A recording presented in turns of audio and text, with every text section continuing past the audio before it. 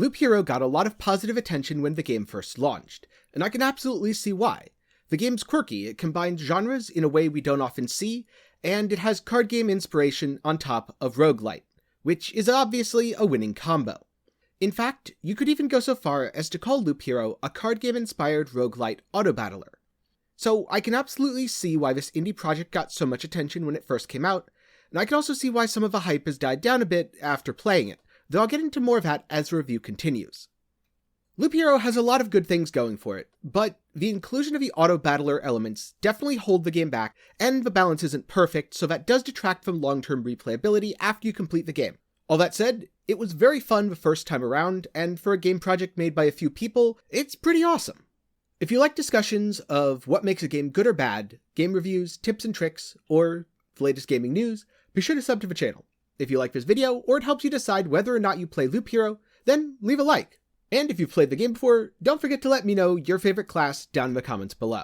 Loop Hero's most unique feature is the card system. At the start of a run, you can select your cards and make a deck. This deck will determine the cards dropped by enemies during the run.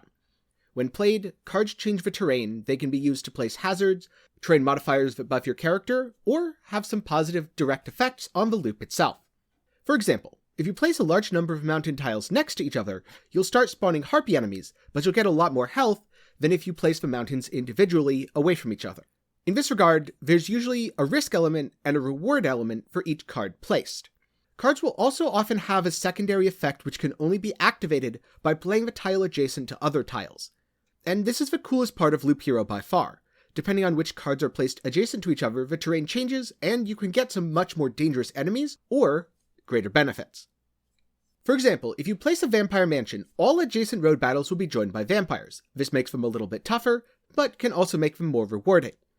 If you place a village on the road, normally, whenever you pass through, you'll be healed. But if you place a vampire mansion adjacent to a village on the road, then the vampire eats all the villagers, turning them into ghoulish minions. This leads to an incredibly challenging fight against the vampire and his minions. But if you kill him over several loops, he'll become a benevolent lord, and from then on the village will be a major source of healing. These interactions between tiles have a huge impact on your gameplay, and are quite honestly the best thing about Loop Hero. It can easily be argued that playing the cards in Loop Hero is the gameplay, since the rest consists of your hero walking around the loop interacting with everything along the way.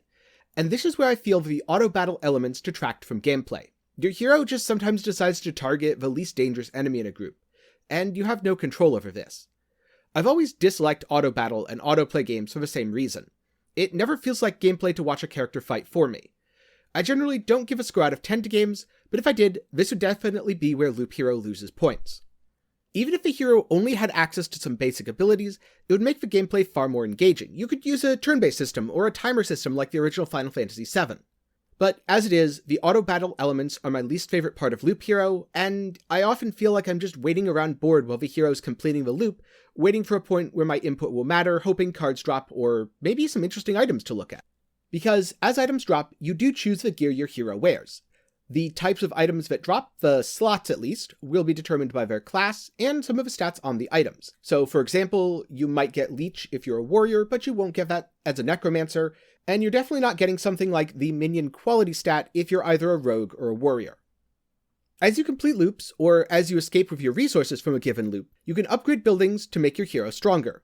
This is the game's version of long-form progression that makes it more of a roguelite than a roguelike, and also a slight gripe I have with the game, because I honestly feel like this format is far better suited to just a standalone experience. You have to go with whatever you get in the run, and maybe even you're given a random deck of cards, rather than the sort of grindy experience that comes from being able to upgrade buildings and unlocking new things as a result. Since you get all of your cards and all of your new classes by, you guessed it, upgrading buildings, and sometimes you have to grind out a lot of resources intentionally getting to a point and then leaving to get the upgrades that you need. Overall, my favorite class is the Necromancer, because it's quite fun to stand behind a wall of disposable minions safe and sound. That said, by far the most powerful class is the Rogue. Each of the classes function a little differently. The Warrior is your well-rounded hit the enemy, then you get hit type. As a result, the Warrior's the most boring, largely due to the auto-battle elements. You kind of just sit around and watch the Warrior live or watch the Warrior die. The Necromancer summons minions to fight for you, and you can at least play the game of guess what rarity the skeleton coming out is. Since minion quality will give you special skeletons that do things like taunt or have higher damage, but at the end of the day, you're still just watching a bunch of skeletons fight for you. Then you have a rogue who works a bit differently. Instead of getting gear drops, you get trophies from killing enemies. When you reach camp, you turn these trophies in for items. This means each enemy you kill, their literal number, determines how rare and how powerful the gear you get when you reach camp. This also means you can use cards that take or reduce item drops almost without consequence, which ends up being very game-breaking once you figure it out. Then, before I give my verdict on the game, the final aspect I wanted to talk about is the overarching narrative. It felt very meta, almost making references to the futile nature of playing and replaying a game like this. And I quite enjoyed the dialogue in the moment, but even now, less than a week after beating the game for the first time, I find myself forgetting most of what was said. It was enjoyable in the moment, but it didn't really stick with me, and unfortunately, the same can be said for a lot of Loop Hero systems. There's a lot of cool concepts here. They're executed pretty well given that the game was made by a very small development team, but I can't help but feel like the Autobattle Elements hold the game back. They rob players, myself included, of much of the enjoyment or fulfillment of a well-executed combat system. Once you've placed your tiles, your decision-making doesn't really matter. You can pause the game and you can do things, but it feels outside of your control once you get into that battle with a boss. I also felt like the balance aspects were a bit off, especially when it came to the rogue class. Rogues just kind of bypass a lot of the more punishing mechanics and jump you straight to the rewards. This, combined with the fact that Loop Hero's story was good in the moment but not overly memorable, mean that I'm probably not going to be replaying the game very much. It was fun to beat, and now I've beaten it, so I'm going to move on. That said, the game's $15 on Steam, and it has a free demo that you can check out. So for $15, I do think it's worth the price, and if you're unsure, check out the demo, see how you feel. If you like it, either buy the game now or wait for it to go on sale. If you're not really a fan, then don't worry too much. The terrain interactions are well executed. The boss fights are challenging and can be a fun experience when the game's limited combat system doesn't make it frustrating. And it definitely felt rewarding to finally beat God at the very end of the game. There was also some interesting meta-narrative twists which I won't spoil. Ultimately, my recommendation is try the demo. If you like the gameplay, buy the game and play through it. But I wouldn't go into Loop Hero expecting tons and tons of replay value like you would with a lot of other roguelites. I also suspect this is why there's such an Avatar effect around the game, where when it first came out, there was a massive amount of hype, much like with the movie Avatar by James Cameron. And then, after people had seen it, or after people had played the game in this case, the hype died down and it's largely been forgotten. But what about you? Have you played Loop Hero before? And if so, did you replay it after beating the game? If you've never played Loop Hero before, do you plan to check out the demo? I'd love to hear your thoughts down in the comments below.